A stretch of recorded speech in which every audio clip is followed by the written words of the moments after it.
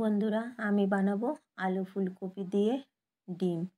ফুলকপিগুলোকে একটু সিদ্ধ করে নিলাম, দিয়ে দিলাম পেঁয়াজ, তেজপাতা। পেঁয়াজগুলাকে ভেজে নিব।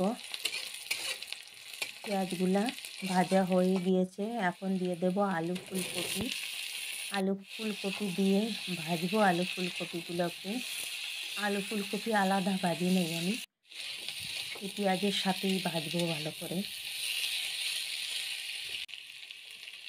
দিয়ে দিয়েছি একটু রসুন সম্বাসে দিতে ভুলে গিয়েছি আমি। রসুনটা দিয়ে দিয়েছি, এখন দিয়ে এটাকে ভাজবো। ফুলকপি অনেকটা ভাজা হয়ে গিয়েছে, এখন দিয়ে দেবো আমি মশলা, নুন, হলুদ, লঙ্কার গুঁড়ো, জিরার গুঁড়ো দিয়ে ভাজতে থাকবো।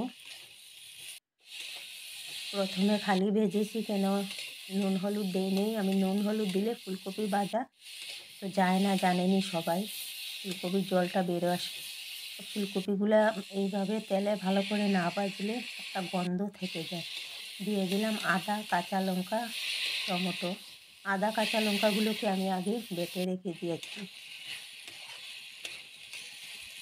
দিয়ে আলু, ফুলকপি, মশলা সব একসাথে ভেজে নেব ভালোভাবে। এখন দিয়ে দিলাম গরম জল, দিয়ে ফুটিয়ে নিলাম।